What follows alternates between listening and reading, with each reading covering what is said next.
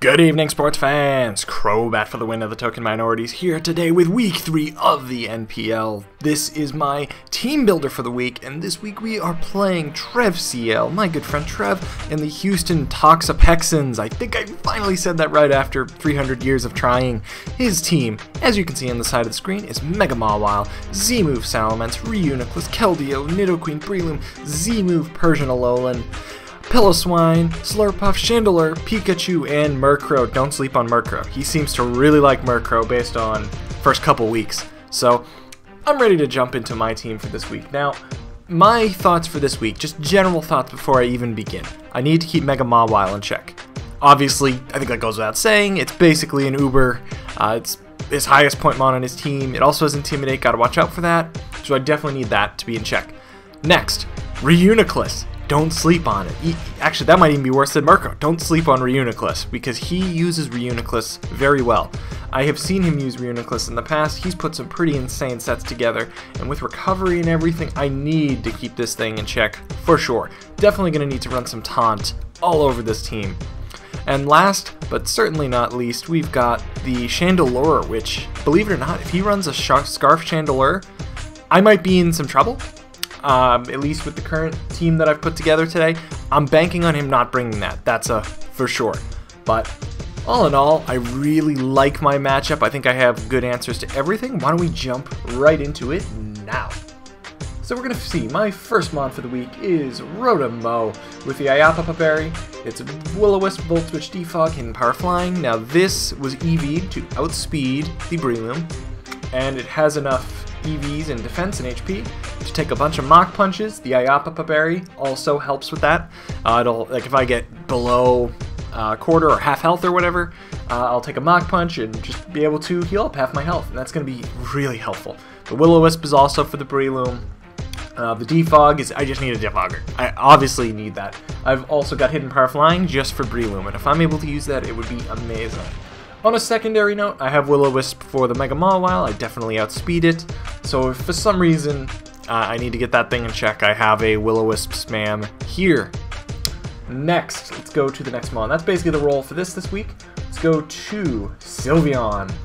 Now, you'll also notice I've standardized the nicknames. My week 1 nicknames were kind of all over the board, but these nicknames are the ones that are going to be sticking through the season. Just as a note. Semi-infinite. It's a semi-infinite medium, because it's that much of a wall. As you can see, it's specially defensive this week with Leftovers, Hyper Voice, Wish, Protect, and Quick Attack.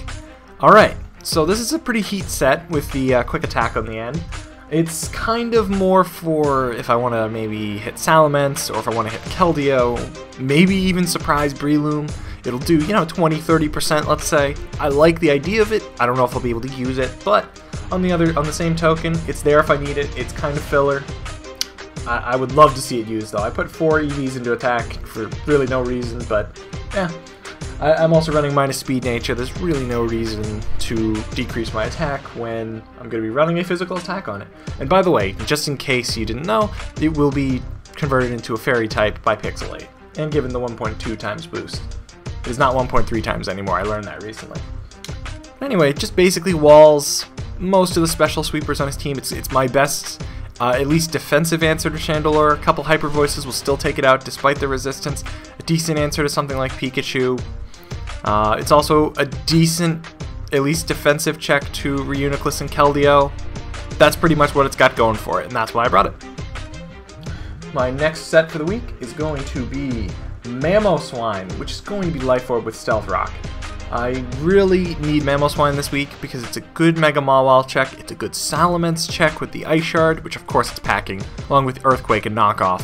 I also think it's a good way to deal with Piloswine, so I've got the Knockoff pretty much just for that exclusively.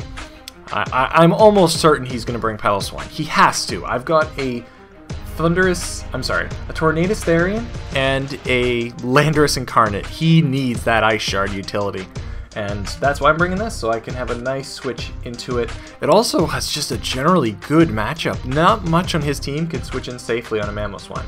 Ice Shard also helps out with Breloom, as this has enough EVs to outspeed max speed Breloom. And yeah, I mean, it also helps with Nidoqueen a little bit. It'll outspeed Nidoqueen.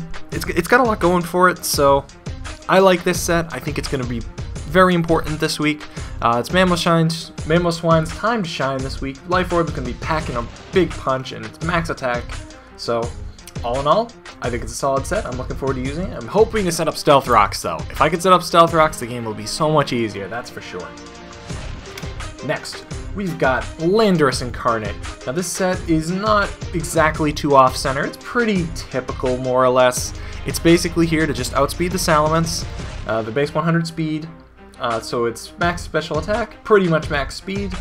Life Orb, Earth Power, Sludge Wave, Calm Mind, Substitute. Now, Substitute and Calm Mind are there if I need to play mind games with Mega Mawile and the Sucker Punch. That's why I wanted it to set up, and if I can get a Calm Mind up, this game could definitely be over. I mean, I'm looking at his side of the field.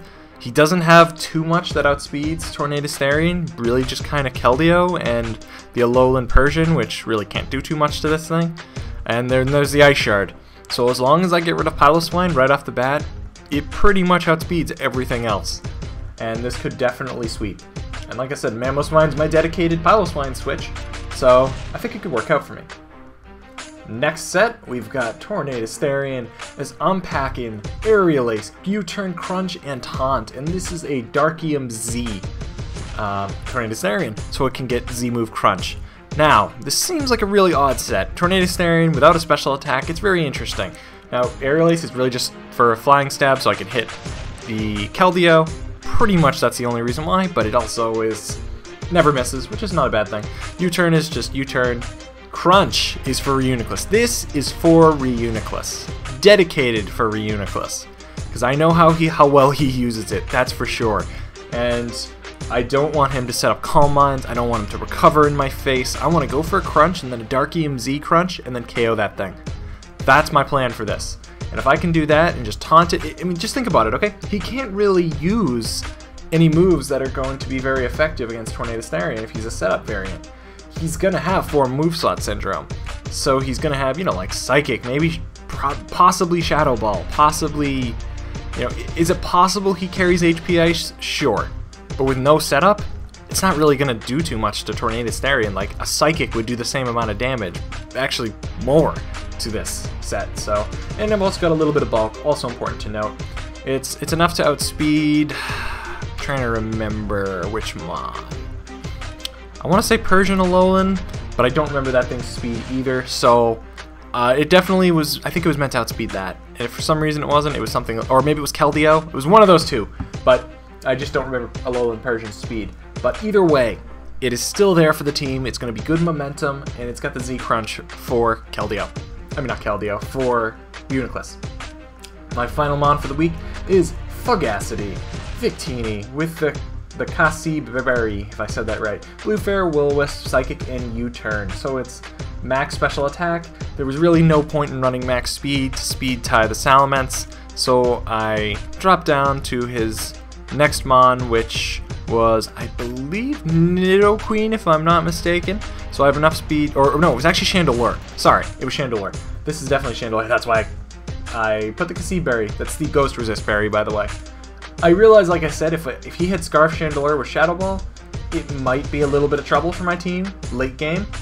So that's why I wanted something to be able to take a Shadow Ball and to be a safe switch into Chandelure. And I know Psychic would be able to 2-hit KO it if it was Scarf, so that's kind of where I was going with this. It's max special attack, modest. Blue Flare special attack will do a ton of damage to most of his team.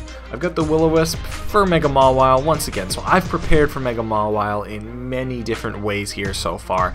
Psychic's just for general coverage, and it hits much of his team pretty hard actually. He really doesn't have many resistances to Psychic, which is great. And then U-Turn, just for more momentum. You can never have too much momentum. I mean, it was really a filler, but yeah, that's really all it is. So that's my team for this week going into the game against TrevCL of the Houston Toxapexans. I'm looking forward to playing this game. I spent a lot of time on this team. I think it was very well thought out, and I am looking forward to the game tomorrow. You guys will definitely see it tomorrow. Until then, rate, comment, subscribe, guys, and peace out.